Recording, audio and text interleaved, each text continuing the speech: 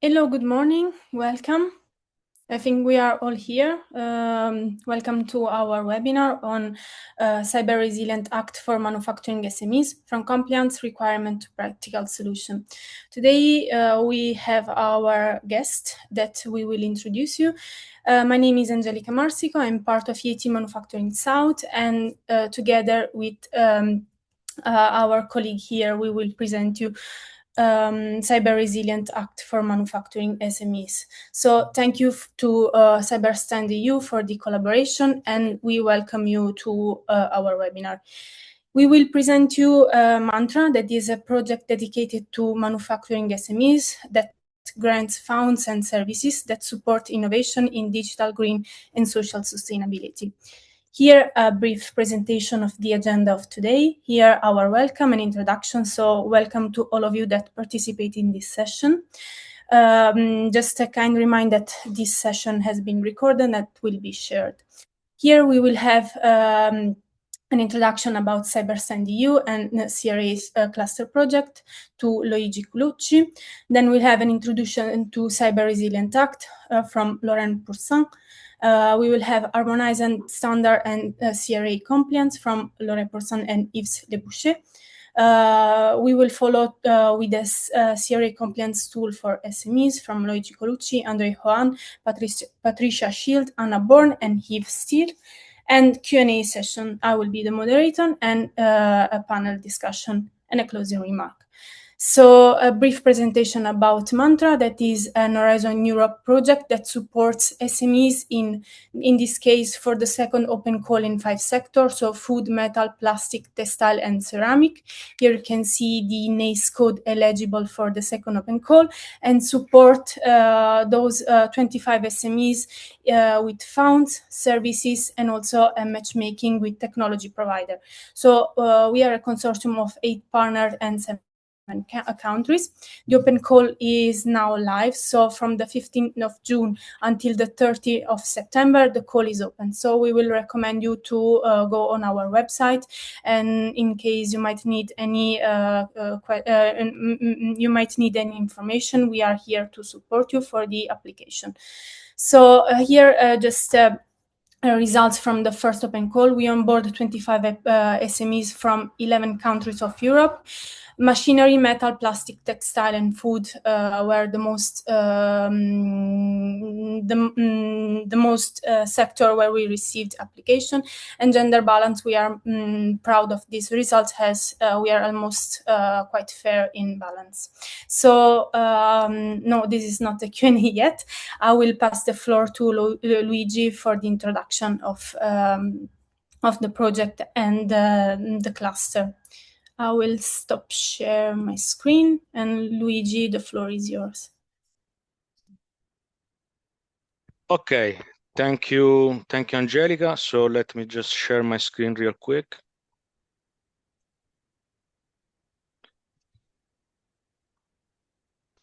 Okay, so 1 second.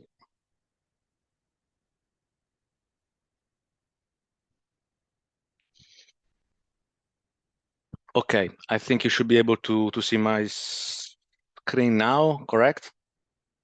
Yes. Okay, so thank you everyone. Thank you, Angelica, also for putting together this webinar with us, and for all the speakers for joining.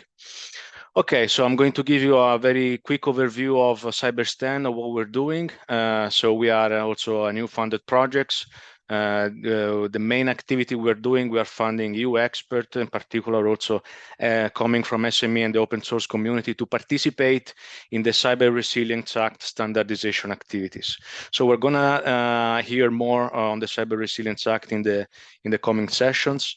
So as you can see here, this is is a very small consortium, but made from a strong partner, well embedded within the standardization ecosystem here in Europe. So the reason for CyberStand to exist is simply to ensure that standards that are being created for the Cyber Resilience Act, they also take into account the requirements, the need for small, medium enterprises, also the open source community, to ensure that eventually those standards are also going to be adopted by them, since they are the majority of the companies that represent the European landscape.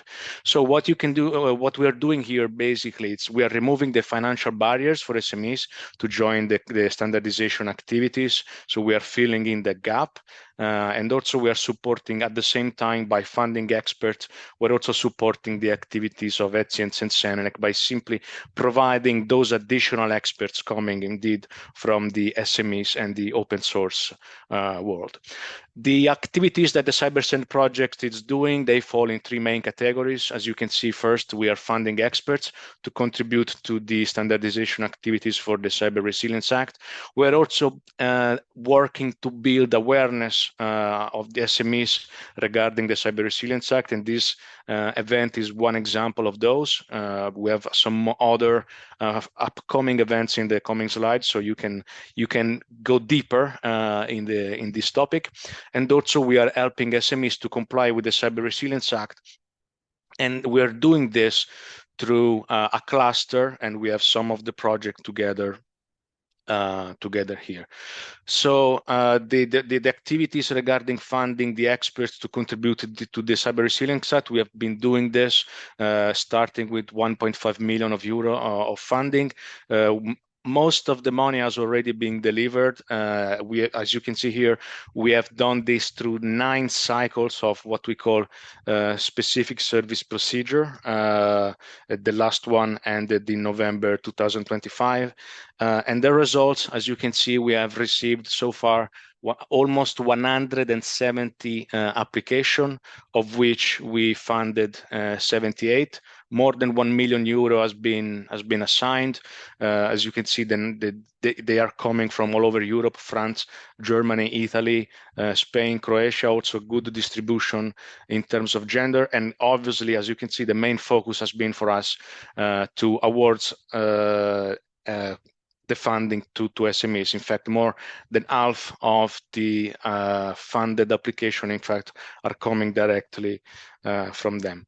Regarding building awareness about the Cyber Resilience Act, as we mentioned, we are doing this through organizing events of our own, but also joining existing events or co-organizing them like we're doing now. So far, we've done a lot of those, and we have still a lot of them planned. As you can see, we joined 11 external events. So you can find us also not only in our events, but also conference in cybersecurity in general. So I suggest, if you want to learn more about the Cyber Resilience Act, also aside from this event, you can follow us on LinkedIn. You can subscribe to our newsletter, because that's the main channel where we inform our community of the upcoming events. So far, we have organized 18. And then another thing we mentioned is to help SMEs comply with the Cyber Resilience Act. We're doing this through a cluster of projects providing tools.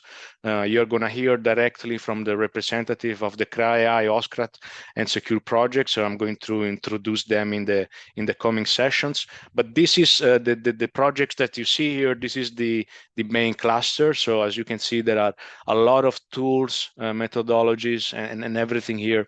It's free, and you can access them directly from, as you can see from these slides, we put a QR code. But also, if you go on the CyberStand website, we have a dedicated page with a list of all these events. And you can simply access each of them, browse their website, and then learn the resources that they are making available for SMEs. Okay, so now I'm almost done with my presentation. So one of the main activities that we're doing now to not only to raise awareness, but also to bring these tools directly to the communities is to organize these what we call EU tours. So the idea here is that we are going locally. So now, for example, we are online, but to really have an impact, what we're doing, we are organizing events where we go local. We have done this in Zagreb, in Turin, Barcelona, as you can see here, Paris, Stockholm, Malta, Bucharest. and we have also upcoming events. So I suggest, again, really, this is local, but also online. So if you have the chance to actually travel and meet us in person, it's better because the engagement is higher. There are dedicated networking sessions where you can ask your questions. You can do that online, but in person, clearly there is more opportunity to go deeper directly with the speakers as well. So a few examples of what we have planned. So for the 17th of September, we're going to Portugal, and we're going to be in Lisbon. Everything you can already register.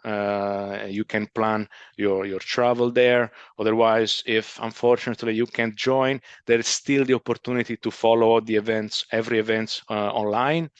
Same thing will be in the OG in the Netherlands. This is going to be the 1st of October. And the last one we have planned at the moment, but there are more coming, is in Germany, in Bonn, and this is going to be in the 7th of October. Okay, so let me stop sharing.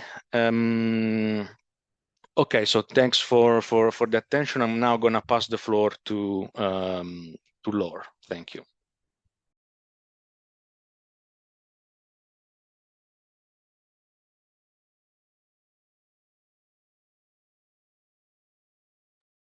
Okay, good morning. I hope you can hear me. So my name is Laure Pourcent. I work for, I cannot share my screen, Luigi. Let me see.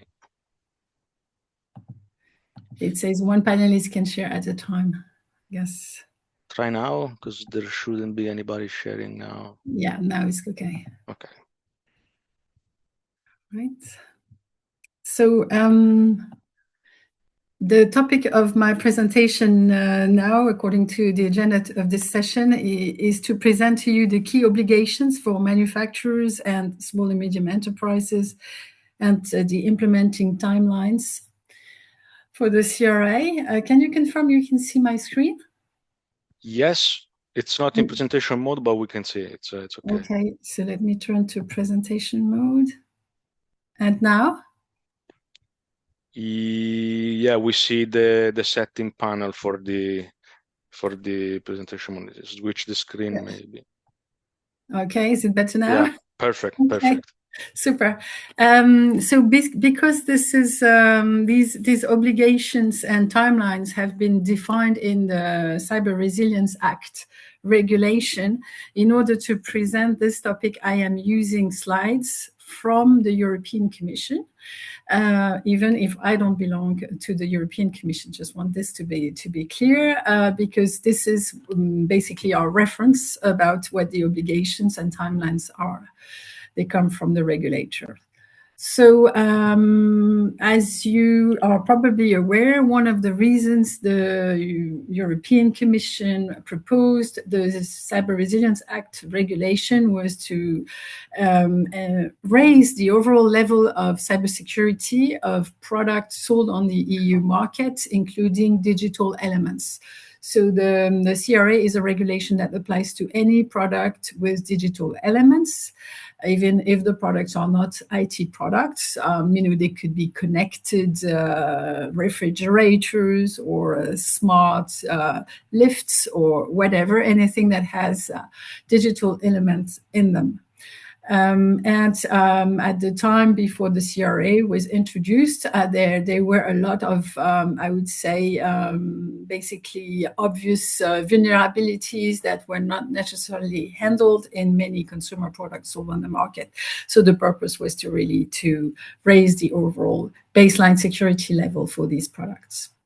The elements of these regulations, so the regulation is a product regulation. It's not related to processes or infrastructure. It's really related to products under the new legislative framework in place in Europe. So the regulation defines cybersecurity rules for the placing on the market of hardware and software and products with digital elements, as I said.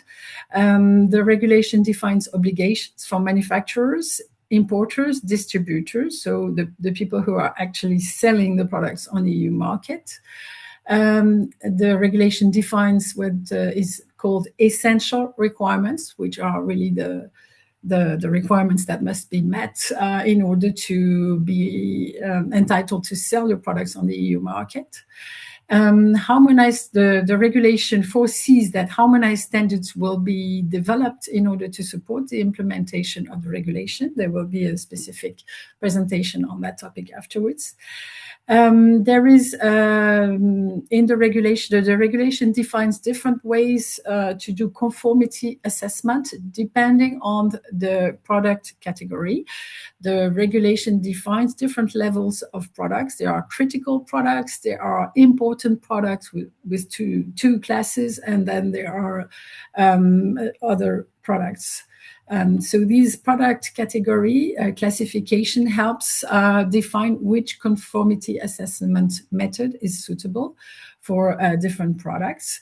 The regulation also defines reporting obligation for the manufacturers of the product. Once they have been sold on the EU market, there are ongoing obligations for the manufacturers to report actively exploited vulnerabilities as well as severe incidents.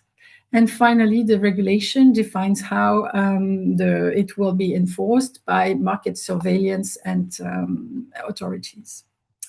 These are the main elements of the law. It's very similar to other product-related regulations.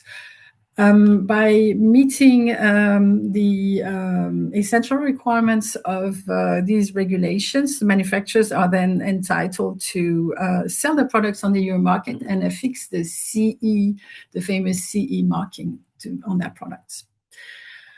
In terms of obligations of manufacturers, which is the topic of this sort of short introductory presentation, the first obligation starts before the product is actually even produced and developed. It's during the design and development phase. The manufacturers need to do a risk assessment, cybersecurity risk assessment. And also the regulation mandates that the approach taken is a secure by design approach of the products based on the risks. Then there are a number of product-related requirements, essential requirements, and these are the ones that are being addressed also in the harmonized standards.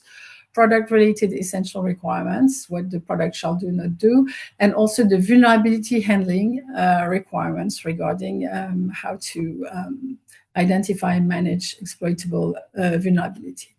And then there is also preparation of the conformity assessment before the product is put on the market. So this is what happens before the product is put on the market. Then, as I said earlier, the manufacturers also have obligation throughout the lifetime of the product to perform vulnerability handling throughout the product support period. The product support period is also a legal concept that is defined in the regulation. And the obligation, they have the obligation to report through a single reporting platform actively exploited vulnerabilities and severe incidents. This platform is not yet available. It is being tested right now and will be available over this summer, so next month. It's being put in place by ENISA. This is the cybersecurity agency, depending of the European Commission. And then the reporting obligations may continue beyond that date. So these are the obligations of manufacturers. When do you need to comply? So here are some milestones. So just to answer the first question, there are some, so the Cyber Resilience Act was formally adopted by the EU Council and the EU Parliament at the end of 2024. On December 2024. So, and it has a 3-year transition period, meaning that compliance is required at the same date, December 2027. In the meantime, a number of things happened, but there are some obligations of the CRA that will need to be complied with in September 2026. So I'll go back to the previous slide. This obligation of reporting through the single platform, actively exploited vulnerabilities and severe incidents will start in September 2026. All other obligations you will need to comply with at the end of 2027, as I just said. So here you have some details about what happened during these three years. A lot of things happened, actually. The Commission issued a standardization request for the preparation of harmonized standards. The Commission created a CRA expert group where they invited, major stakeholders, representatives, and industry and civil society and open source communities to provide advice and feedback about the implementation of the legislation. They also put in place coordination of the member states so that the market surveillance authorities would be ready also to enforce the regulation in each of the 27 member states of the EU. They produced a website, and I will give you the reference at the end, with frequently asked questions, and also they have just published a guideline on implementing the CRA, which will be very useful. And I don't know what this is, acronyms. Then this year, what is planned is the guidelines have just been published. As I said, the guidelines were published on Monday, and I'm giving you the link in this presentation on the next slide. We are developing 36 standards. Notified bodies are being identified, and a single reporting platform where you can report the actively exploited vulnerabilities or severe incidents will be in place in September 2026. There is also a plan to have a delegated act on certification schemes for the CRA. And as I said, at the end of 2027, you will all have to comply in order to sell products on the EU market. So 2027 is more of an operational transition year. So I hope that answers the question on timelines. So here are the resources. So the Commission has published frequently asked questions web page to really dispel false myths about what products are in scope or out of scope, what we mean by risk assessment and risk-based, as well as the vulnerability handling obligations. So there's lots of questions that you may find answers to in this public FAQ. A second very useful information that has just been published is, as I said, published on Monday, is coming from the European Commission, and it's legal guidance to support the timely CRA implementation. And it's a relatively big document, but it addresses many it's not providing I would say reliable. It's providing legal interpretation of the regulation from a reliable source, since it is coming from the regulator themselves. So it clarifies when products fall within the scope of CRA, including remote data processing solutions, including free and open source software. It also clarifies what is substantial modification of a product. It clarifies the concept of support period that I mentioned earlier, and how to meet reporting obligation and risk assessment requirements. And because the Commission is really wants to help small and medium enterprises in Europe to comply, as you will hear from projects, they have illustrated all this guidance with practical examples to try to basically give examples, flowcharts, drafts that will help people understand the path to compliance. So again, that's a very useful resource I invite you to consult. And I will close this presentation on the obligations and implementing timelines by a presentation. It's actually a transition to the next presentation on how harmonized standards can help compliance. This is the standardization request which has been issued by the Commission to the two European standardization organizations, CEN and CENELEC and ETSI. The three, actually, sorry. And the standardization request is structured in this sort of pyramid way. The top of the pyramid are standards that apply to all products with digital elements. So we call them horizontal. They are applicable to any products with digital elements. And the bottom of the pyramid are what we call vertical standards, which are specific to different product categories. And they are divided, as you can see on this pyramid, between important products and critical products.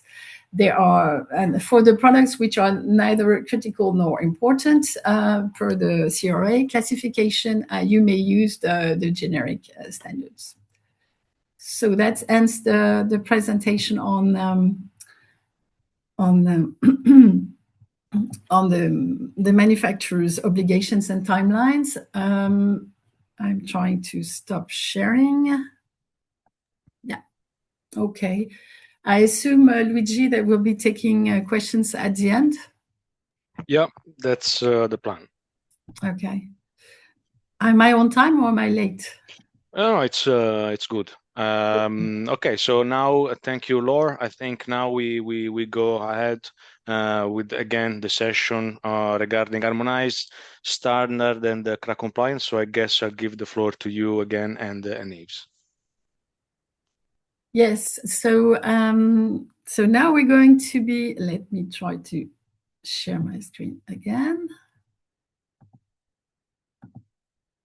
Okay. Share.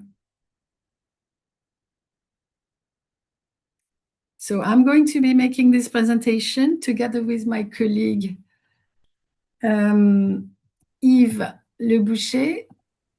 Maybe Yves, you can quickly show your video and introduce yourself. I'm already doing. Okay. Thank you. Good morning, everyone. My name is Yves Leboucher. I'm working as a sectoral project manager for CEN and CENELEC, and also supporting from our side the activities on the Cyber Resilience Act. And happy to do the presentation together with Laure here on the harmonized standards. I think, Laure, you will start, right? Yes. Thank you, Yves. So like Yves, so I work for ETSI as technical officer on the development of standards for the CRA. So we work closely together to execute the standardization request that has been defined by the Commission, which was the last slide of the previous presentation. So who we are, CEN, CENELEC, and ETSI are the three European standardization organizations that are officially recognized in the EU per regulation EU 1025 from 2012. We have more or less sectoral specialties. CEN is covering a very large number of business sectors, CENELEC, the electro technology sector, and ETSI, the information communication technology sector. But we cooperate very often, and for the CRA, we do so. So I will give a quick introduction about what standards are and what they can be used for. So what is a standard? Standard is defined by the World Trade Organization Agreement on Technical Barriers to Trade as a technical specification approved by a recognized standardization body for repeated or continuous application with which compliance is not mandatory. So basically, standards are, I would say, something that people agree on voluntarily. It's not something that's mandatory. And they also, the use of standards is also not mandatory. It's also voluntary.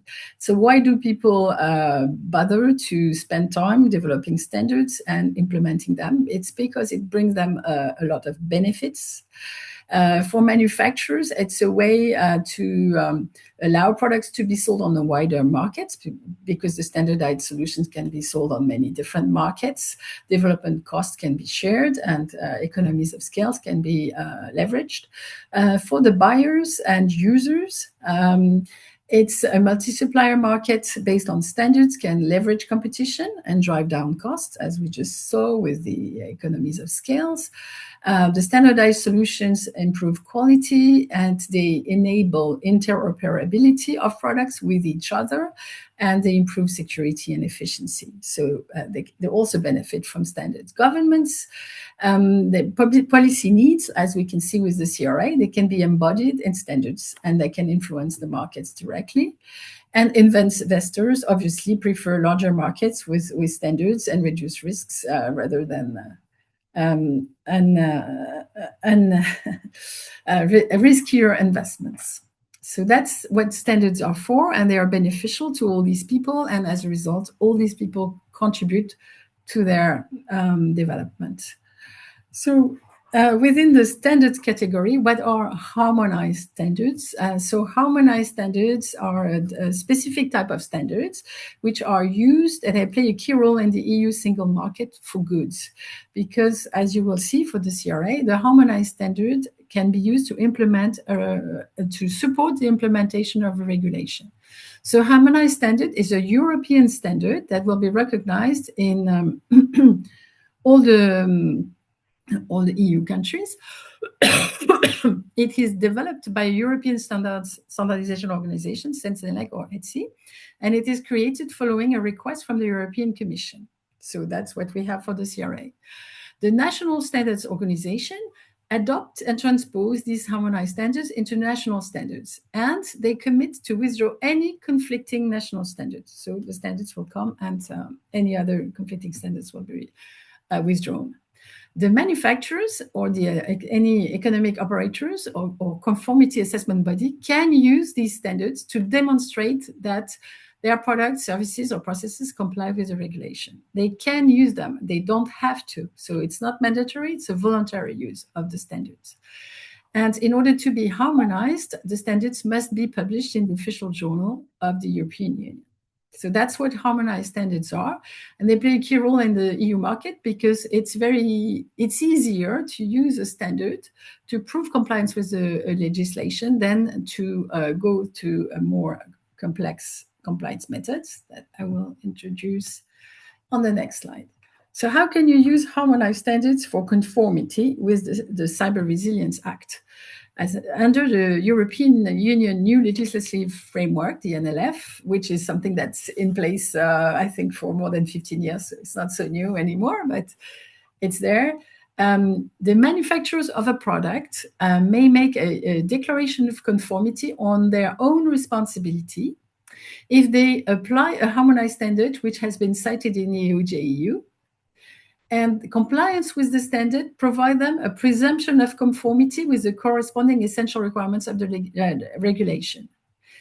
And the member states are obliged to presume compliance, meaning that, okay, so if you choose, so it's a voluntary step by the manufacturer. If you choose to apply a harmonized standard to your product, you will declare that your product is compliant with that standard. And by making this declaration, you will benefit from the presumption of conformity with the essential requirements of the regulation. You don't have to prove anything else. You just say, I comply with the standard. An alternative to this method is that you go to a notified body and obtain from that body an EU type examination certificate, which means that you go to a third party to certify your product.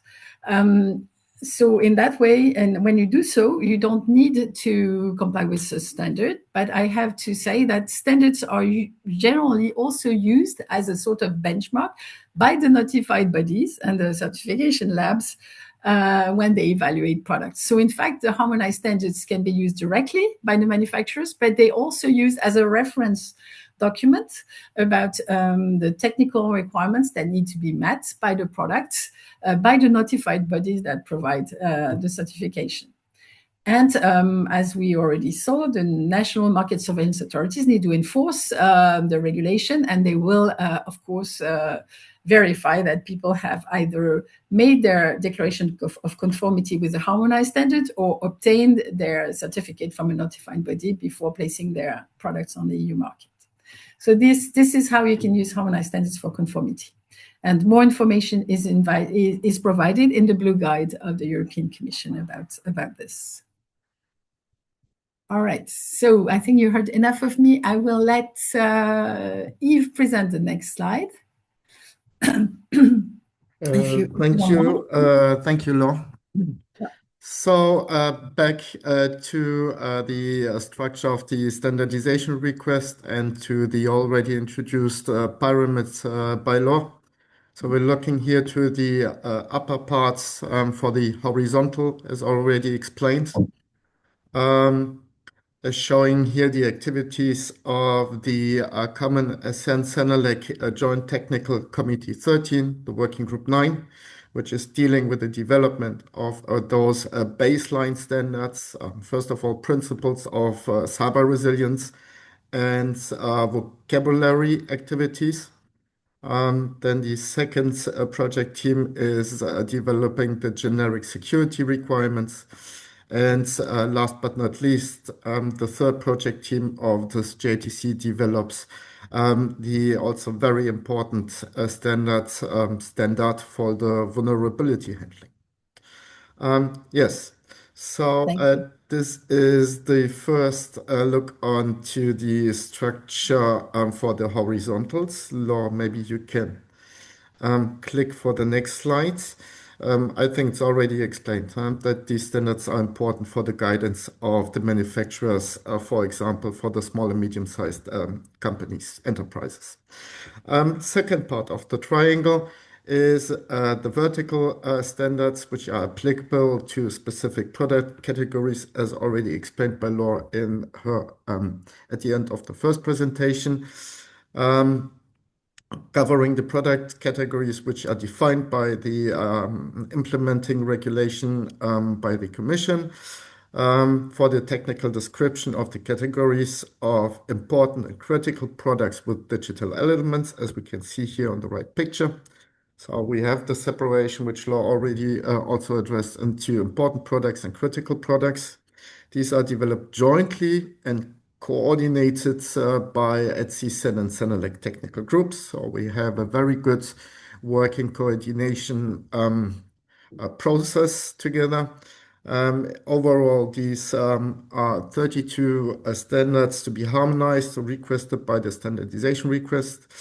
And development of those standards, of course, by the project teams, experts, and the so-called rapporteurs, who are somehow dealing and supporting the development of the standards together with the groups. And of course, very important to have these funded by projects by the EU and the EFTA countries, namely a stand for CRA and cyberstand.eu. Next slide, Laure, please. Yeah. So this one is mine. So here we have 4 slides introducing you the list of standards developed for specific product categories, important and critical product categories in ETSI, CEN, and CENELEC. The first one are the standards developed in ETSI. So we are developing 18 standards for different product categories, which aim to become harmonized standards for browsers, password managers, antivirus, virtual private networks, network management systems, security information systems, boot managers, PKI and digital certificate issuance software, network interfaces, operating systems, routers, consumer IoT virtual assistants, consumer IoT smart home security products, consumer IoT internet, connected toys, and personal wearable products. So these are the important products, class 1, that for which we develop harmonized standards currently in ETSI. We do this in our technical committee on cybersecurity, and we have a dedicated working group called EUSR to conduct this work. And then we have 3 more standards under development for important product class 2, concerning hypervisors and container runtime systems, so virtualization environment systems, firewalls, intrusion detection and prevention systems, and finally, for network functions of telecom systems. So these are the standards we are developing. And as you can see, we will hear from Yves.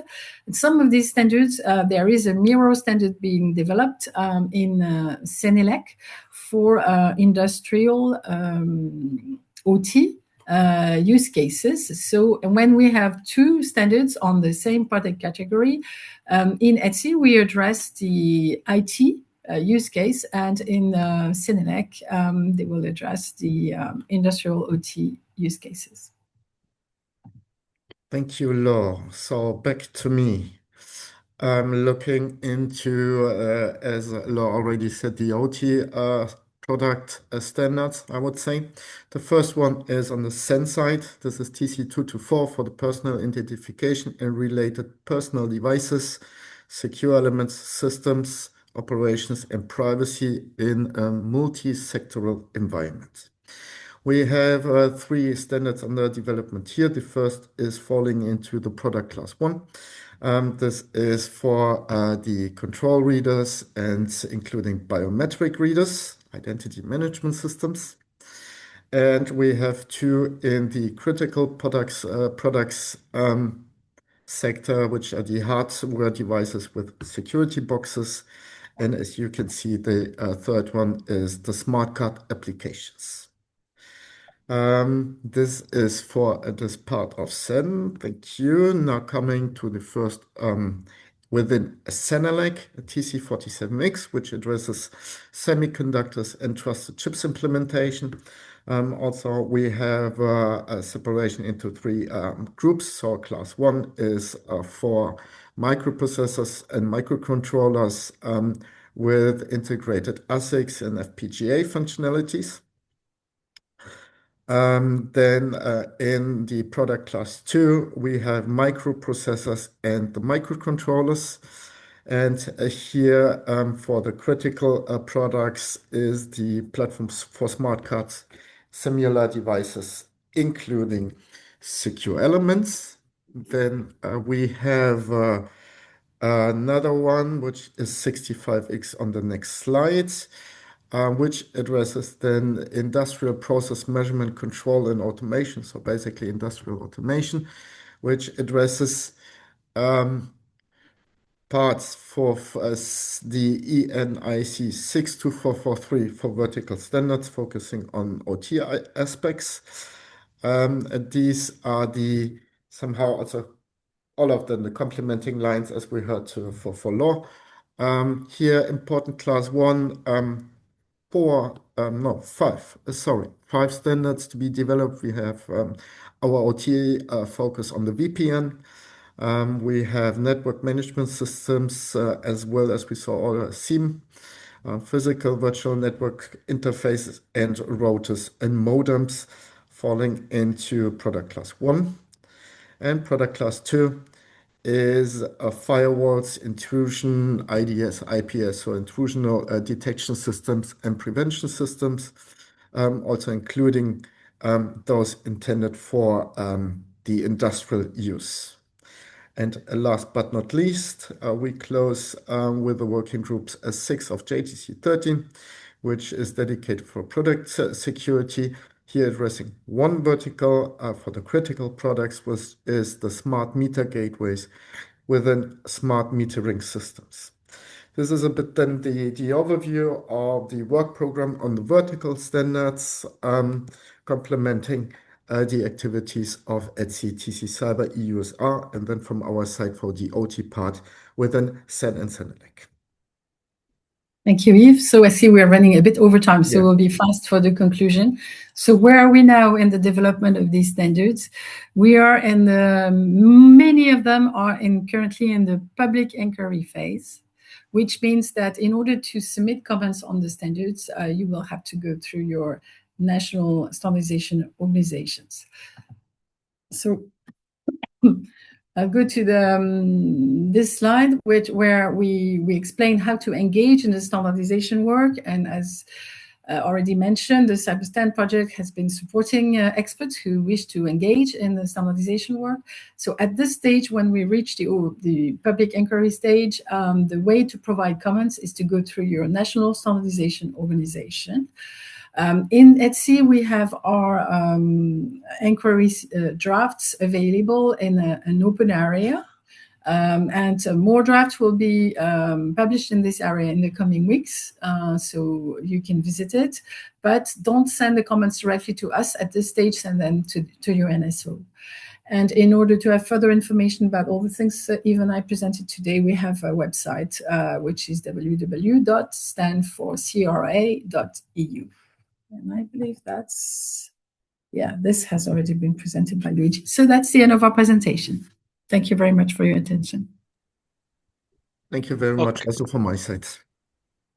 Okay, perfect. So thank you both. That was very interesting. Just to remind everybody that we're going to have both the recording and the slides on the event page. Okay, so we are now going to have a session dedicated to the very practical tools that the CRA cluster project are putting together so that the SMEs can leverage them to comply with the Cyber Resilience Act. So I'm going to give you a very quick overview and then pass immediately the floor to Andre. So we have 3 projects with us, OSCRAT, CRA, and Secure. So for OSCRAT, we have Andre Hoan, which is a manager partner of NRSEC technology, has over 2 decades of experience in IT audit, information security, and cybersecurity governance, and it's part of the OSCRAT teams, and will present the OSCRAT platform. And now it turns CRA requirements into practical compliance workflow. So this is going to be very interesting. Then we're going to have Patricia Shield, CEO and co-founder of CyberCert Labs and the coordinator of the CRA AI project. Patricia has extensive experience in cybersecurity and software companies, and her companies is the coordinator, as we mentioned, of the EU-funded CRA AI project, which is developing the Attestra platform and the Academy for CRA compliance. And she will indeed be doing the Attestra Academy demo. With her, we also have Connor McGovern, which is the Chief Product Officer and co-founder of CyberCert Labs. He's also a participant in Sense-NLX standardization work supporting the Cyber Resilience Act, and it leads the product for the Attestra and Attestra Academy under the CRA AI project. And Connor in particular will be doing the Attestra demo based on the vulnerability and incident reporting obligations. And then with us, we also have Anna Born and Yves Striel from the Secure project and this Cybersecurity Center for Belgium. Yves is a senior project manager at the Center for Cybersecurity Belgium, and is a skilled professional with deep experience in telecom and cybersecurity. He is leading the activities related to SMEs knowledge and capacity building for the Secure project. And he, in this event, will be doing a demo for the CRA Maturity Score tool, which is developed by the Secure project.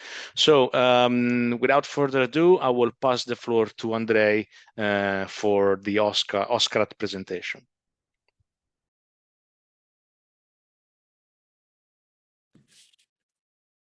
Thank you so much, Luigi, and good morning to everyone. As mentioned before, I represent here the project OSCRAT, and our purpose was to create a platform that helps European SMEs, especially to deal with CRA compliance. for all the good words and all the good purposes behind OSCRAT, there is a fact. Every regulation means regulatory and compliance burden to SMEs that already do have limited resources. So our thinking behind the platform, which I will show you in this demo, is to keep everything stupid simple. Don't overdo on theoretical concepts and grand risk assessment schemes, but just deal with the nitty-gritty of assessing and proving CRA compliance. As Luigi mentioned, we are a network of projects, and the other projects you will see developed a lot of very good tools that complete the whole spectrum of obligations that SMEs have to prove CRA compliance. What we do, we do a repository of tasks and compliance items that helps the SMEs keep track of what they have to do and what they still need to do relating with the essential requirements under the CRA. The platform is here, as you see it. It's still in demo version, and the official launch is on the 11th of September.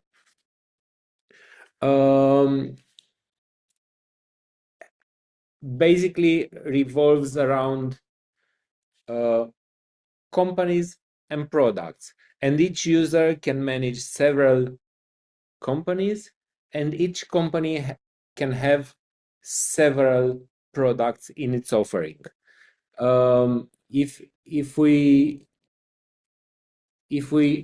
choose to create a new company, you will see that the most important differentiators are the size of the company and the role of the company. You probably know that under the CRA there are different roles with different obligations, and choosing the type of organization will also choose the types of obligations and compliance tasks that you have under the platform. So you have manufacturer, which is the full scale spectrum of compliance, distributor and importer, who have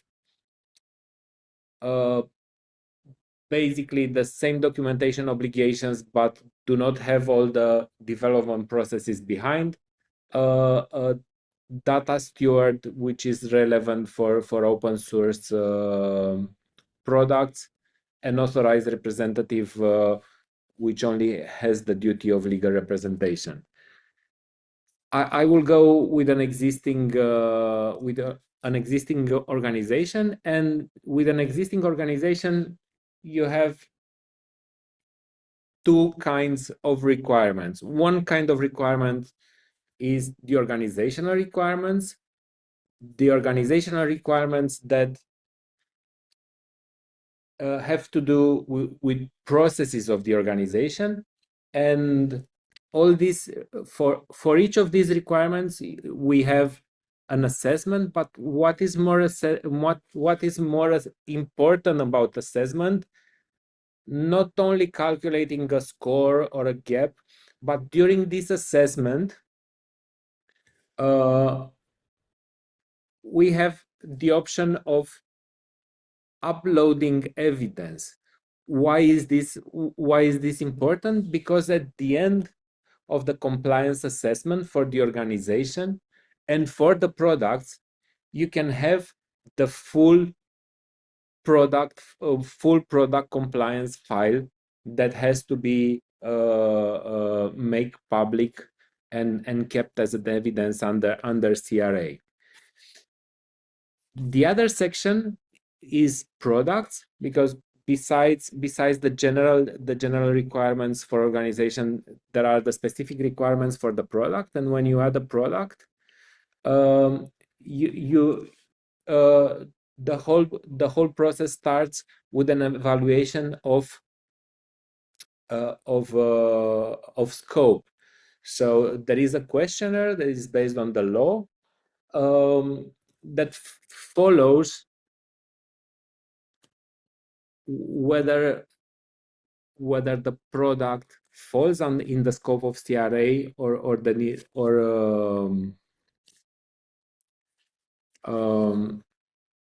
it falls under an exception. As you saw, if it falls under any of the exceptions, the application tells you your product does not fall within the scope of Cyber Resilience Act. Choose another product. For each product, and I know that I'm behind the schedule, and I'll try to be quick.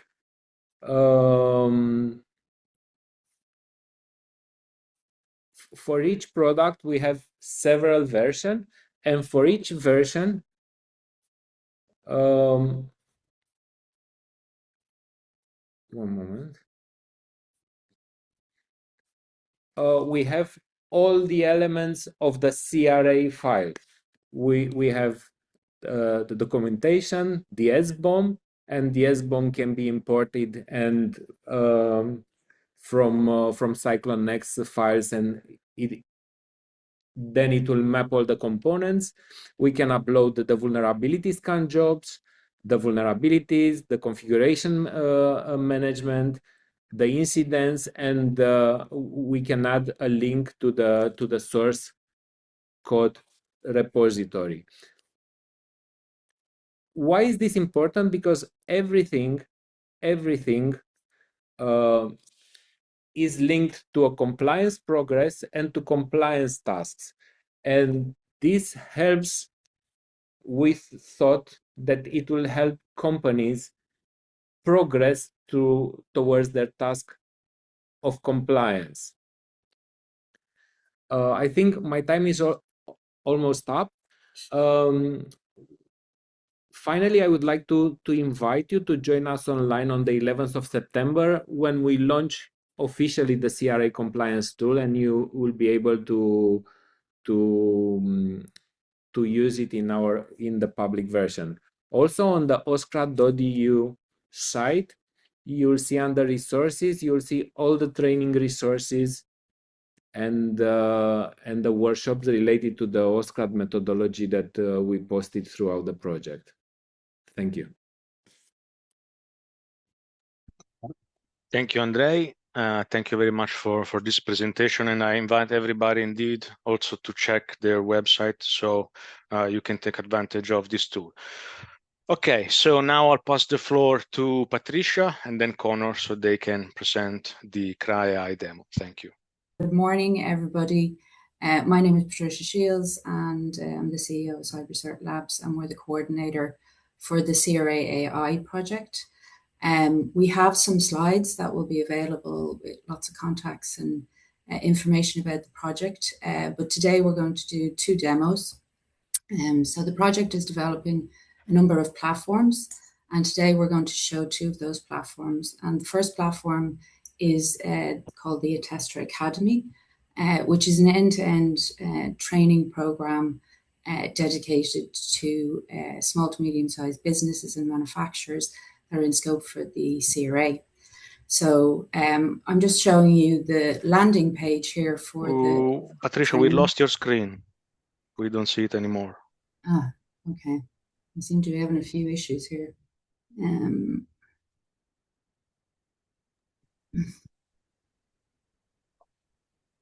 Okay, let's go again. Can you see it again? Now we see it. Yes, perfect. Okay. So the training platform is completely online, and it contains various modules that relate to the CRA. We have 3 modules that are live at the moment. They cross cybersecurity fundamentals, the Cyber Resilience Act fundamentals, and also vulnerability and incident reporting. The upcoming modules you'll see here, so they cover the whole CRA requirements in terms of documentation, testing and validation, conformity assessments, risk assessment, scope, classification, and security by design and by default. So they're upcoming, and these are the ones that are live. The platform works basically mainly on video. So it's instructor-led, but using video. The courses themselves, you'll see here, there's an introduction with an introductory video, and there's various different lessons that you can see here. The lessons have an introduction, they have a video lesson, and we'll just play one of the videos here. This is the third segment of I'm not Module sure if 1. you can hear that. Knowing the vocabulary is only half the picture. The harder question is when security actually happens in a product's life. Is it something added at the end before shipping, or is it built in from the first design decision? The CRA is clear. Security is a discipline that runs through the entire life cycle of a product. Can you hear that? From the first sketch on a Yes, whiteboard perfect. to the product is taken out of service. Okay. Okay, so the videos In cover practice, that means automated phase 4 maintenance. like This is the longest phase, and under the CRA, one of the most important. A infographics. manufacturer's obligations to And after the video section, you go into a quiz to test your knowledge. So each video has a quiz here. You answer the question. You either get it wrong or right. So this one's right, so you get a green tick. I go into the next question. I get that wrong, and I get a red mark. And I also get an explanation of why I got it wrong. And in the background, it is recording your results and how you did on the questions. Each section also has a glossary to explain all the key terms and what they mean. And each individual module has an applied case study. And we've started with the applied case study of a home camera. So we apply the knowledge to a practical case study, and we'll be loading in more case studies as we have them. At the end of each module as well, there's a resource hub, which gives you links to all the official guidance and any other materials that will help you deepen your knowledge.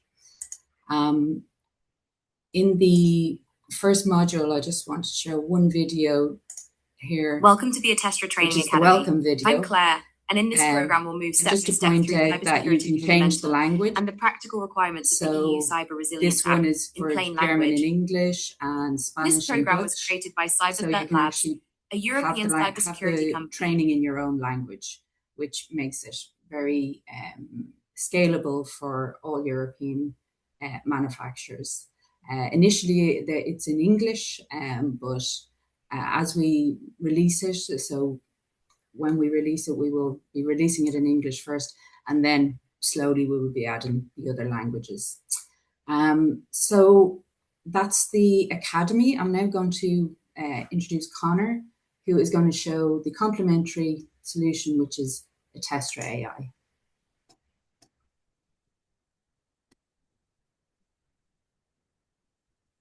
Thank you, Patricia. Let me see if I can also share my screen. Yeah, we can see your screen. You can see my screen. Brilliant. So as Patricia said, this is our second platform where we're giving you the tools to manage the entire life cycle. So having gone through the training and understood all the CRA topics, Attestra AI will then support that workflow from product inception and design all the way through to placing it on the market. What I'm going to focus on here today very quickly is the features that support the reporting obligations that come into effect on the 11th of September. We're going to focus in on vulnerability reporting. Let me see, I can move that out of the way. Yeah. Okay, so within Attestra, you can create catalogs of products. So here we're just going to create a new catalog. This one is related to the remote data processing for a mobile app that is connected to a home connected system, such as smart thermostats, smart plugs, smart doorbells, and so on and so forth. So now that we've added the catalog, we can add a target to this. So a target could be either a product, or it could even be, for example, in here, a URL. That's a terminating endpoint for an API in a remote data processing solution. We can provide a description, and then we can basically rate the CIA triad: confidentiality, the integrity, and the availability for this target. We can also set the maximum severity, so how high can the severity of this vulnerability go? And we give some indication of what type of environmental kind of score that this target will be in. So because this is internet facing, we set it with a score of 10. And then we can add the version numbers here as well. Then we can go and create that target. Okay, so I'm now going to flip to the public portal part of Attestra AI. So for the 11th of September reporting obligations, you need a methodology to allow people to report vulnerabilities to you, and you need a coordinated vulnerability disclosure policy. So as part of Attestra AI, we have a public version of the portal, and you can see here that I'm able to add the target that we just created to a vulnerability report. And I will click next. Into the details, I'll give the vulnerability report a title. So this is a buffer overflow in the logging API, the date when the vulnerability was discovered, current exploitation status. So I'm saying that I have a proof of concept available. I can give the exploit indicators, state whether the vulnerability is publicly known and whether I plan to disclose.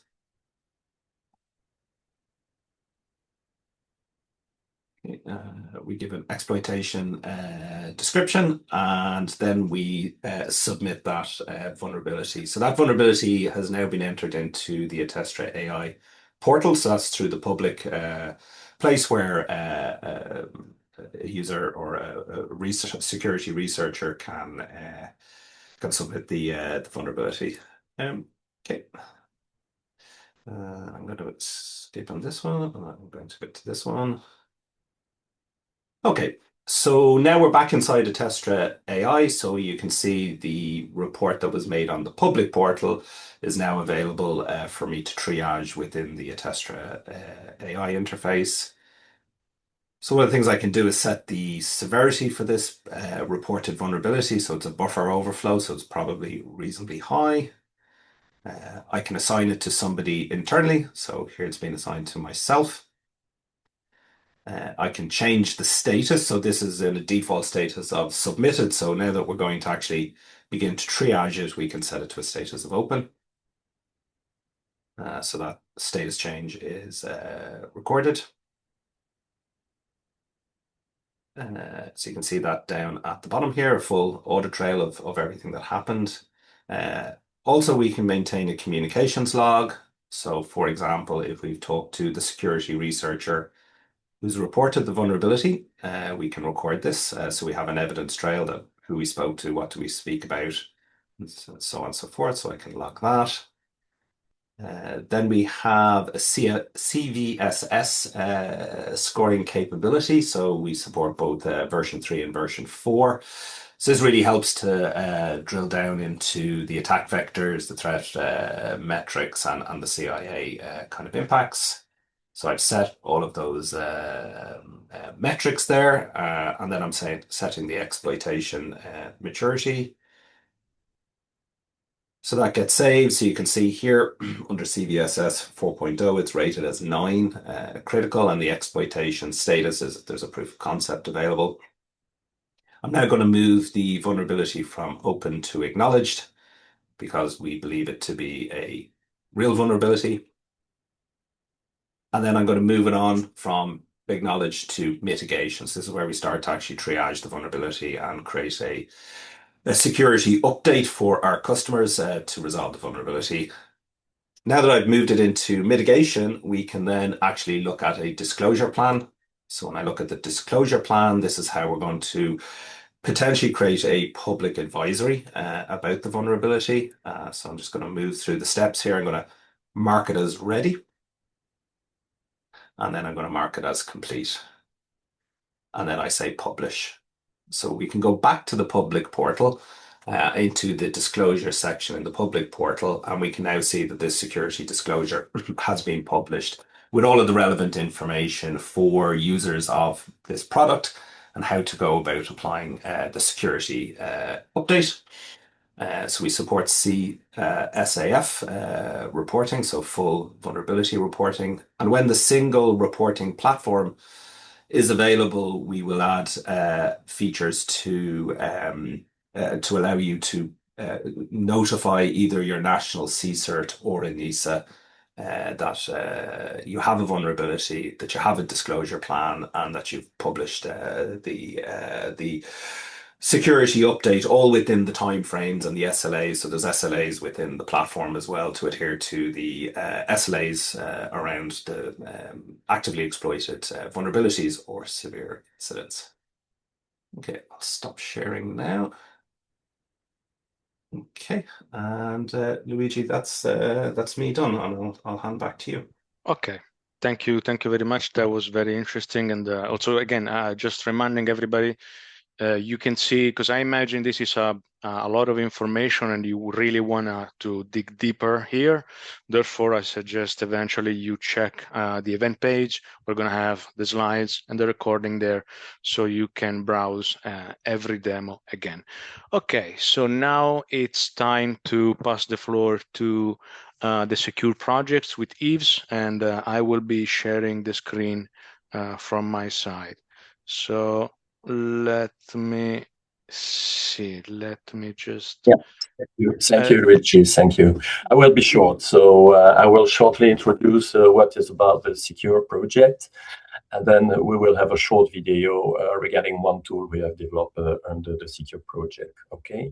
So secure is also an EU-funded CRA project, which aims to strengthen EU SME cyber resilience. Okay, it's a consortium. It's made of 14 partners, both national authority and private sector. Okay, the CCB, the Belgian National Cyber Security Authority, is part of it and is really active in the matter of I would say capacity enhancement. So the consortium objective is two-way. First, offering financing envelope and support to European SME for CRA compliance. So to help you on your way to get compliant to the CRA. Okay. How we do that? We launch multiple calls. We had one open call early this year. We are in the final stage to evaluate it. And there will be a second open call that should happen and start early October this year. And the second objective of the consortium is about capacity enhancement. That is exactly the topic of today, I would say. So inside the project, we developed tools, materials, and training. Okay, we have already 3 guidelines that are published on our website, and you can see the link of the secure website below on the page into the repository. So we have a CRA 101 guidelines, which is a beginner-friendly guidelines. It makes the CRA legal text more tangible by providing a simplified overview of the key CRA obligation. This is basic, I would say. The second one is called Essential Requirement Annex 1, Part 1 Guideline. It's about technical suggestion and practical recommendations. And the third one, the CRA Methodological Compliance Assessment Framework, which provides a structured, practical self-assessment methodology to support SME in complying with the EU CRA. These are more templates and suggestions for full compliance. We have also video lessons and training. One of these video is about vulnerability handling. And of course, the subject of today, we're in one tool for now. The tool is called the CRA Maturity Score. This tool helps you assess where you currently stand in terms of both cybersecurity at organization level and CRA compliance at product level. So I think it's already a good starting if you just start to think about it. The tool show you in which area you're doing well, where you have gaps, can inspire you to fix problem, and maybe it can inspire you to propose project to the secure funding to get better in this. If you receive secure funding, you will be required to to do that CRA maturity score at the beginning of the project and at the end. It will help us also as well to see the progress made so far by your project. Okay, but the tool is also freely accessible on our secure repository. Okay, just after my very short talk, you will see a video. The video works through the tool, how to use it, and how you can benefit from it. Okay, so enjoy, check out the repository, and follow us on LinkedIn for more training. And also the video are also available using this different subtitle. All the material is done first in English, but for most of them, we try to translate it in several, I would say, consortium language. Thank you. Luigi, if you could launch the video, that's all from my side. Okay, should we see the screen and training on the CRA maturity. Can you hear the video? Yes. Perfect. I will make it start. Score, or CMS. The Cyber Resilience Act, or CRA, entered into force in December 2024 and full compliance is expected by the end of 2027. Especially for small and medium enterprises, CRA compliance can feel overwhelming and it can be challenging to know where to begin. The CRA Maturity Score tool helps you assess your cybersecurity maturity and readiness to comply with the CRA. Let's discover what it entails and how you can benefit from it. The CMS allows you to measure your current level of cyber resilience, identify gaps in both organizational and product security, and track your progress over time.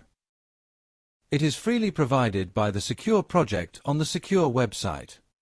Additionally, if you have successfully submitted a proposal to receive secure funding, you're expected to upload your CMS before and after project completion, allowing us and you to evaluate the impact of your project. The CMS is divided into two main sections: the organization cyber resilience level and the product cyber resilience level. These two dimensions are interconnected as a secure product cannot exist without a secure organization. Let's take a closer look. In both sections, a list of questions must be answered using three options: yes, partially, or no. Each answer corresponds to a numerical score. Scores are then aggregated per domain and into a final average score. Your final maturity level is classified as low 0 to 1.25, medium 1.25 to 1.75, or high 1.75 to 2. Let's start with the Organization Cyber Resilience level. This assessment is based on the Cyber Fundamentals framework developed by the Centre for Cybersecurity, Belgium. The organization-level assessment covers 7 key domains. 1. Asset management and classification.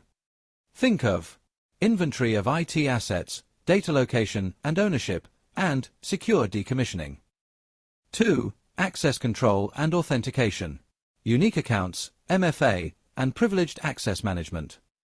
3. Data protection and backup, encryption, and backup strategy and testing. Moving to 4.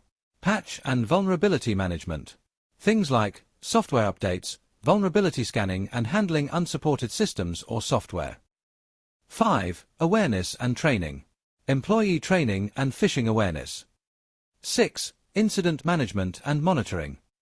Think incident response plan, logging and monitoring, and lessons learned. And finally, 7. Third-party, supplier security. Supplier assessment, security clauses in contracts, and cloud service verification. The second section, the product resilience level, focuses explicitly on the CRA's essential cybersecurity requirements. Any gaps here need to be addressed in order for your product to comply with the CRA. The 7 domains covered include 1. Asset and product identification. This includes a product inventory, version tracking, and component risk identification. 2. Security by design and development. Security requirements in design, threat modeling, and secure coding practices. 3. Vulnerability management. Think of vulnerability detection, patch timelines, and tracking and documentation. 4. Supply chain and third-party components. Component security checks, supplier requirements, and supply chain risk management. 5. Monitoring and incident response. This includes detection and logging, and CRA-aligned response processes. 6. Compliance and documentation. Risk assessment documentation, evidence of compliance, and reporting readiness. And finally, 7. Governance and awareness. This includes awareness across teams, and clear roles and responsibilities. Now, remember, to complete the CMS, you should answer all questions honestly. Base responses on evidence, not assumptions, and involve relevant stakeholders, such as IT, security, or legal staff. Once completed, fill in the score summary section to track your progress before and after your secure-funded project or any other actions you decide to undertake. Let's bring all of this together. Your CMS results help you identify weak domains, prioritize remediation actions, and prepare for CRA compliance. For example, did you have a low score in vulnerability management? Try improving your patching processes. The CMS is not just a scoring tool. It is a practical roadmap to CRA compliance, helping you move from awareness to assessment to action. If you're not yet receiving secure funding, don't worry. The CMS helps you identify what you should focus on, and this can support your proposal for one of Secure's open calls for funding. By using the CRA maturity score, you strengthen both your organization and your products, ensuring long-term cyber resilience and readiness. And, remember, the Secure project offers both financial support and materials to help you achieve CRA compliance by 2027. Make sure to check out the Secure website. Now, all that is left is for you to apply what you've learned in this training. You can find and download the CRA Maturity Score tool on the Secure Central repository. Good luck!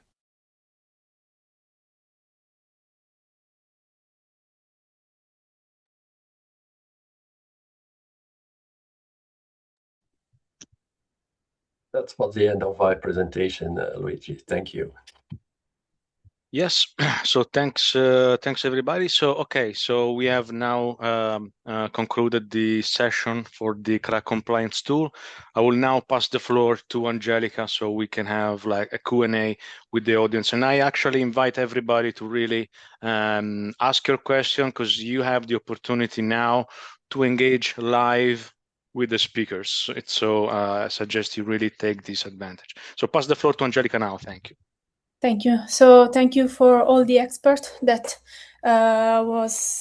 were here today and for the insights that we received. Here there are some questions and some of them are already been replied. So thank you. And yes, so feel free to ask your question. Otherwise, type into the chat. We will read it and reply to you. Maybe we can start from one that it's one of the latest. Could you please confirm my understanding? The tools introduced today did not seem to replace the actual work that SMEs needs to perform, such as creating evidence and carry out conformity assessment. Rather, they appear to support gap assessment, readiness check, and evidence management. Is that a fair understanding? So I can take that. Okay, thank you, Andre.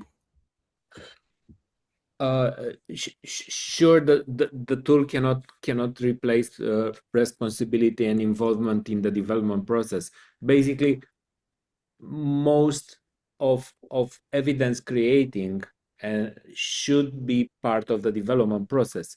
So all the tools here either take some of the tasks or help the organization with the entire compliance process.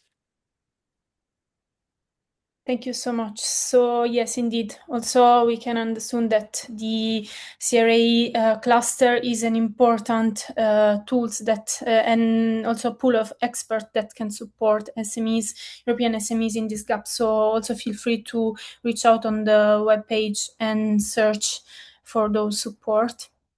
We can pass to the next question.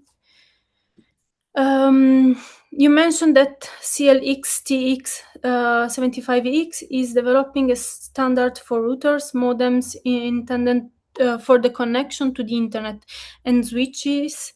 Is that going to be different standard from EN 304627? This was a question posed on the chat. I will ask the support of the expert. Maybe let's try with Laura or Yves. Probably it's for the Etienne and Senalec representative. Let's see. I'm sorry, can you repeat the question? I missed it. Yes. You mentioned that CLX-TX75X is developing a standard for router modems intended for the connection to the internet and switches. Is that going to be a different standard from EN 304627? Laura, would you like to answer or should I? The short answer is yes. And as we explained in our presentation, in fact, there will be one standard for routers used in the IT context and another standard for routers used in the OT context. I can only complement this, confirm, yes, it is a different standard, separation into IT, OT. And of course, it should be a different standard, otherwise we would work redundantly. Thank you so much. So from the public, feel free to also raise the hand and intervene. We have another question here. We can take it. What does secure by design means in practical terms for small manufacturer? I can take that one, Angelica, if you like. Yes, thank you. Yeah, so secure by design and by default, it's a core part of the CRA. Really what it means is when you're designing the product, if you conduct the risk assessment using the standard 40,000-1-2, that will tell you what kind of security that you need in the product. It's very product orientated, so the risks are risks to the users of the product based on what they'll do with your product. So some products will be lower risk and therefore probably require lower levels of security. And then obviously there's higher risk products, particularly those products that are in the important or critical classes that will require more robust security. So read the risk assessment. If you follow the standard, it's really well written. It gives you a step-by-step guide how to actually identify what your product's going to be used for, who's going to use it, and what types of risks they will encounter while they're using it. And then the security by design is to address those specific risks. Perfect. Thank you so much. So let's see if we have other question here. All the other have been replied, so thank you so much for this. I see Patricia, Laura that reply. So I think that for the time being, no, it's here. Another one.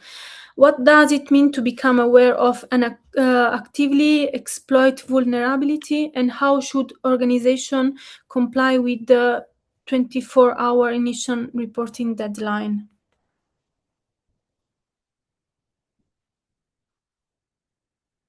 I can take that one, Angelica, as well. It's a really good question because the actively exploited part of that reporting obligation is really important.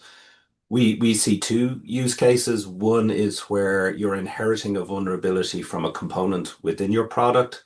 So maybe you have a software library that's inherited into your software, and there is a known vulnerability in that library that then gets inherited. And often that will be when a CVE is published. So you'll become aware because there's a CVE published. So the first thing we'd say is to monitor the CVE, the Common Vulnerability Exploitable Databases. So there's a European CVD to monitor that. And then within the CRA, through your SBOM and your HBOM, so your hardware and your software builds and materials, you'll understand whether you're inheriting that vulnerability.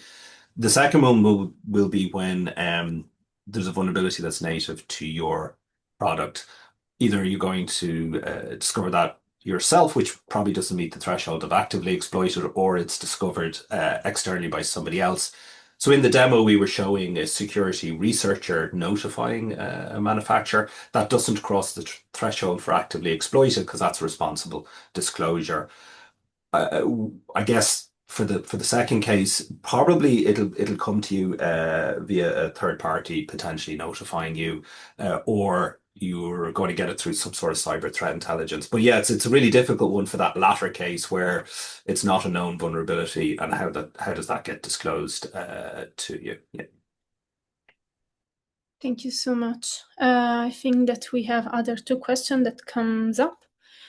How quickly should triage be completed to establish sufficient confidence to determine whether the issue is reportable? And yes, another one, it's what type of information SMEs needs to continuously maintain, not just for initial CE marking, but through the product life cycle.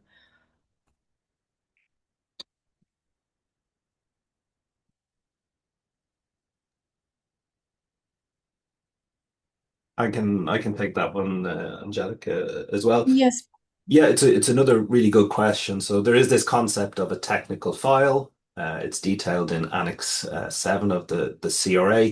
So you're required to maintain not just information during the design and the manufacturing, but also when you place it on the market. And you need to retain that file for a minimum, I think, if memory serves me correct, a minimum of 5 years, or at least the support period of the product, whichever is longer. A number of market surveillance authorities have kind of given some views on what they expect to see in that technical file. And a lot of them are talking about sort of this continuous monitoring, sort of that the technical file is essentially a living document. So every time you make an update to the product, you need to look at it. Are you crossing the threshold of a substantial modification? And if so, you need to rerun your risk assessment and potentially update your product documentation. So yeah, it's throughout the life cycle of the product, from the time that you start to design it to when you make it end of life and remove it from the market. You need to be formally recording certain information all the way along. Thank you. Thank you so much. So there's another question. Thank you for the clarification. As a follow-up for the future events that will introduce tools, template, or practical guidance to help SMEs conduct simplified risk assessment themselves. And then I understand that tools cannot replace the manufacturer responsibility or the actual work required to the development process. However, for SMEs with limited security resources, it's difficult to know how they assess risk in practice, what level of details is sufficient, and what evidence should be prepared, especially for areas such as producting and distribution logistics. If you agree, I would complement this with Mantra project, and for the expert, please feel free also to add other information from the cluster. So from Mantra, we have an open call that support SMEs, traditional manufacturing SMEs, with funds, services, and also technological matchmaking. In the specific case, there are also one sector with tech-savvy advanced in security. So this is also a support that SMEs can grant from this project. In this case, I would suggest expert from TechSavvy to support traditional SMEs via an open call, and also traditional SMEs that wants to apply to these services to apply for funding. I will share the details into the chat, and feel free to reach out also in our website. So this is a support for SMEs that we grant, and thank you, and thanks also for those experts from CRA cluster. We are collaborating for supporting SMEs in manufacturing. I will ask also experts if they want to complement the question. Otherwise, we can pass to the other one. Yes, Angelica, one point.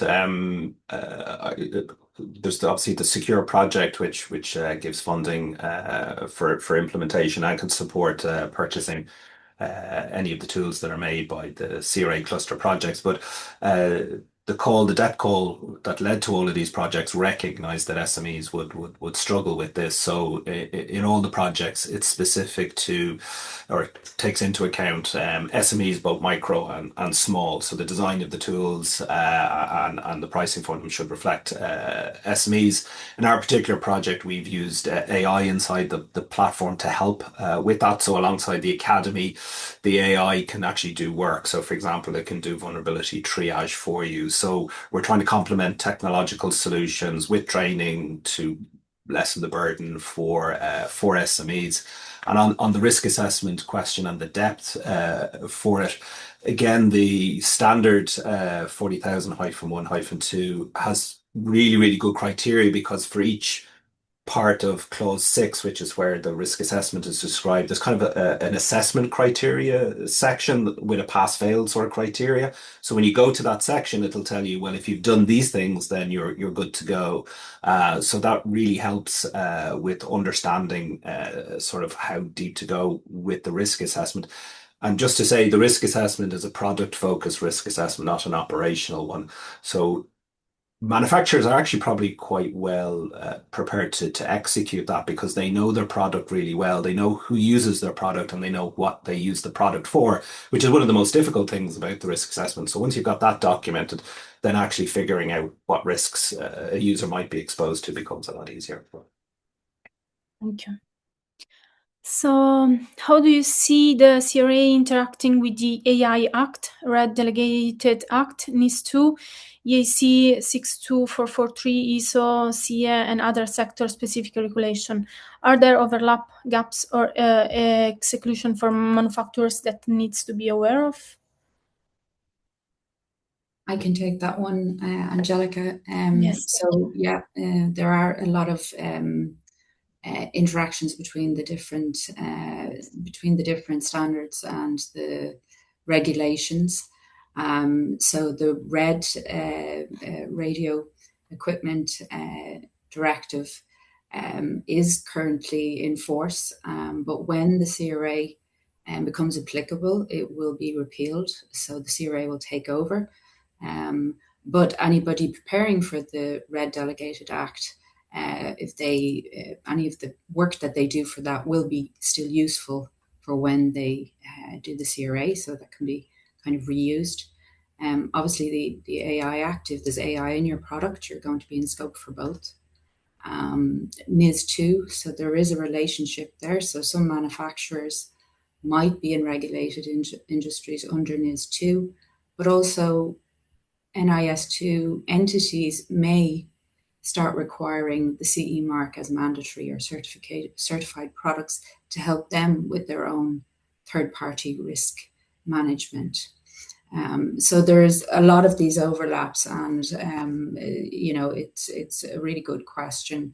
And if you are a manufacturer and SME, just to understand what is the breadth of all of the regulations that you're required to adhere to. Thank you. So if I may, Angelica, maybe yes, to come back on the, sorry to interrupt you. No, if I please. may come back on the topic of the risk assessment, it's also mentioned in our guidelines, I would say. So the second guideline is also explaining a little bit, describing how to perform a risk assessment. So it could already be a starting point where you are in the middle of nowhere about risk assessment, I would say. So feel free to go to the Secure website. There are quite a lot of information already available there. Thank you. Thank you, Yves. So there are the other two, and then we can go also to the conclusion, and we can then take other question maybe if you need, or feel free to reach out also via website and contact in case you might need support.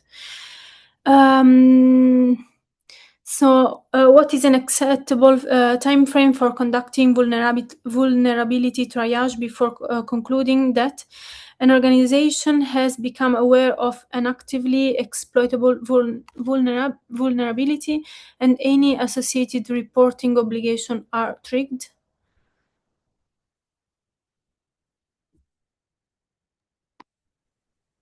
I can take that one if I'm understanding the question correctly. So if somebody reported, for instance, a vulnerability to your company, you would receive that report. Some companies are receiving them by email, but you need to kind of man or have that ability to receive those reports, look at them, triage them.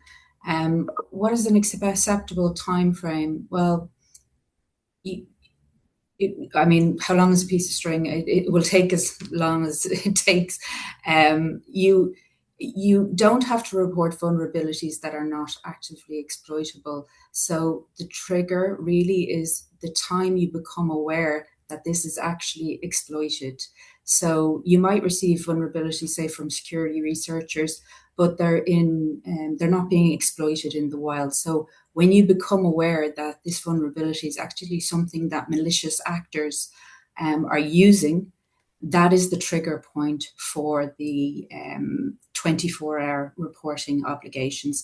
So that first 24-hour report doesn't have to be everything. So it really is just a notification that we're aware that we have an actively exploitable vulnerability. Maybe you know the product and the product version, but you might not have all of the information. So the 72-hour, once you've done the 24-hour notification, the 72-hour notification will have much more detail because you will have had time to actually assess it much better. And then the final report is obviously later again at 2 weeks later. So that first report is really just a notification that you know and you're aware that you have an exploited vulnerability in the product. I hope that answers the question. Thank you. So yes, we can take the last two questions. How about the CRA part in MR? If SMEs complies with CRA, can they expect that they also fulfill CRA requirement in MR?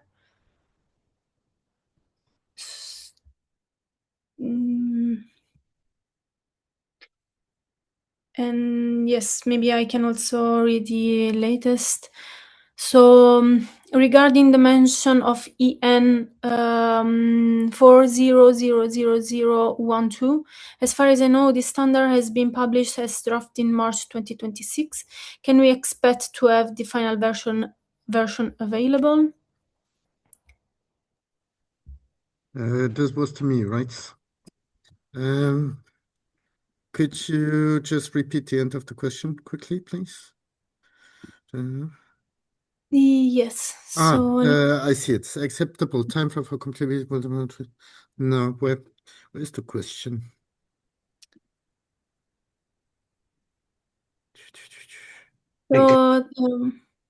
It's just about the timing of the release of the 40,000 series standards.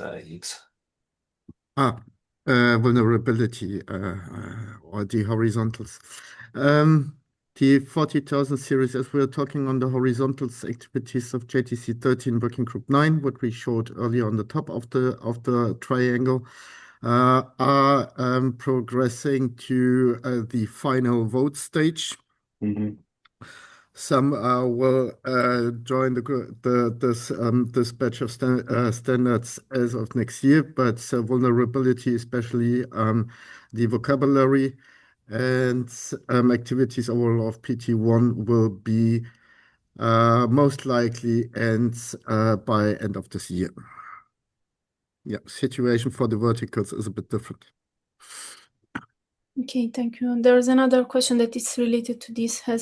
When talking about vulnerability in terms of CRA, we are talking about vulnerability of my product as whole, or also components like PC, PLC, machine can have this without my project, my product. Yeah, I could take at least the first part of that, Angelica. Yeah, this is the supply chain effect of the CRA. So yes, you're going to inherit any vulnerabilities in your components. And if you're using those components in your product and placing them on the market, then you do, as the manufacturer, bear the responsibility for everything upstream of you. Patricia could maybe mention around the composition approach, but because the components, if they're being made generally available on the market, they should come with their own CE marking and their own CRA declaration. So a big part of the CRA will be knowing who your upstream providers are in terms of the supply chain and making sure that you're known to them so that you can get any vulnerability reports from them for your product, because it's likely that you'll need to distribute the security update for your product, but it could be based on a vulnerability you've inherited from a component that's in your product. So yeah, the supply chain is going to be a big part of the CRA. And it is acceptable to perform vulnerability triage on Monday if the vulnerability report is received on Friday night. This is a bit tricky. Unfortunately not. Yeah.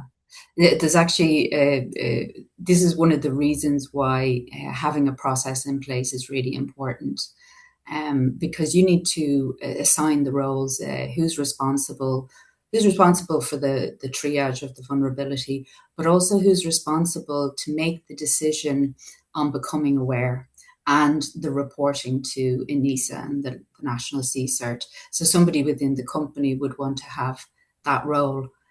So there needs to be an internal process in place for that to happen.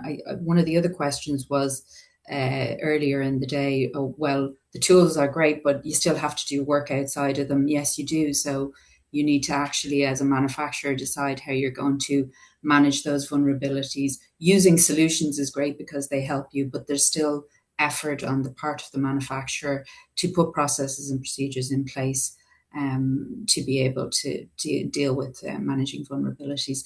And yes, it actually doesn't really matter if it's a weekend. They do expect that, once you receive something, you will triage it. And once you know it's actively exploitable vulnerability, that the clock starts once you become aware. Thank you so much. So last one, then we will close. Thank you for all the experts and for all the public that is asking question. And I think that this webinar was very insightful and a great support for all the guests that we have. So when Siemens published a security advisory for the newest PLC, everyone who uses this component in his product will have to publish an own security advisory for his product and also make available the new firmware on his own website. Yeah, I can make a stab at answering that, Angelica. So yes, that is the case as we understand it today, that every product that contains that component that has that vulnerability will need to report. I think there's two things to think about there, is that a vulnerability in a component may not be a vulnerability in your product. So not every published vulnerability from a manufacturer, a big OEM manufacturer, may be vulnerability in your product. It depends on how you're using the component. So you need to look at the vulnerability. You need to see if you're using that type of functionality within your product, and is it exploitable within the confines of your product. So there's a bit of work to be done. As part of the cluster, we've been trying to push adopting machine readable formats for SBOMs and HBOMs, because if we have machine readable bills of materials, again, in our Attestra AI platform, but just in general, you can use AI to help with that triage. If it has the context of your product and it has the upstream SBOMs and HBOMs, it can look at how you're using it and help with the triage. And then the distribution of the security updates. Technically, yes, the CRA makes the manufacturer responsible for the distribution of security updates, but as a community, it kind of makes sense that you could defer or point to the upstream manufacturer's website, and we don't see that there's any issue with that. To refer to it and saying if you need to update the firmware for this particular PLC, the firmware is here, but it could be pointing at the manufacturer's own website. I think technically the CRA just needs you to make available the security update to the customer. It doesn't really say the mechanism, and where it needs to be hosted. Thank you so much. So could you please confirm that you can see my screen? For the moment, we still see you. Let's see. Okay, so give me 1 second. I will try to share it, the presentation. So, should go now.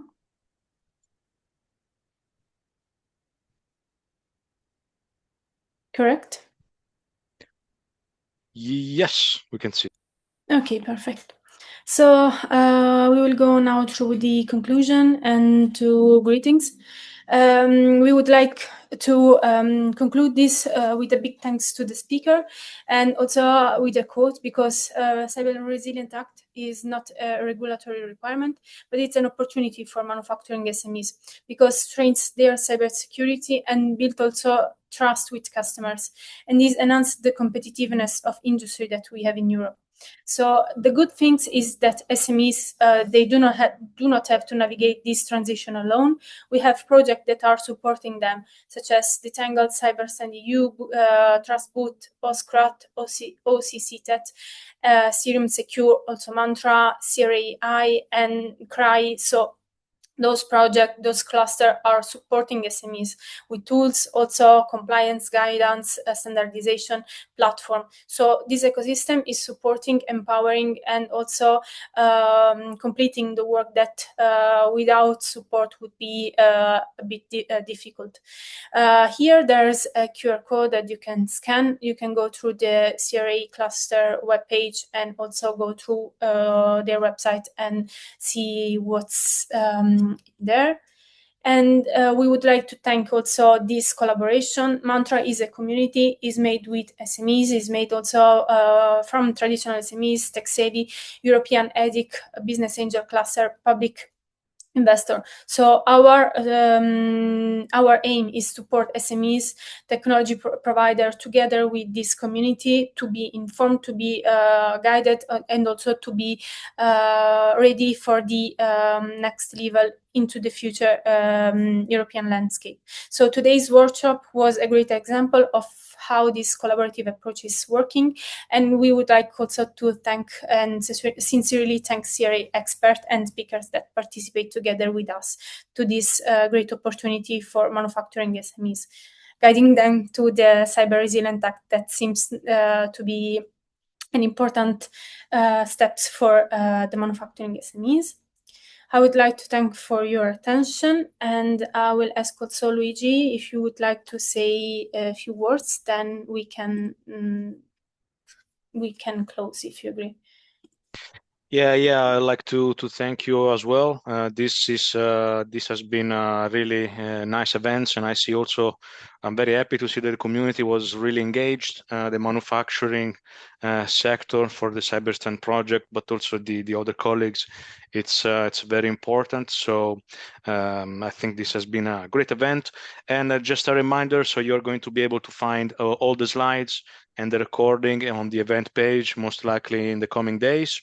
And from there, feel free to get in touch with either me or Angelica. If you have additional questions, we can put you through the contacts with the other experts. So thanks, everybody. Thank you. Have a good day. Bye. Thank you. Thank Have a you. good day. Bye-bye.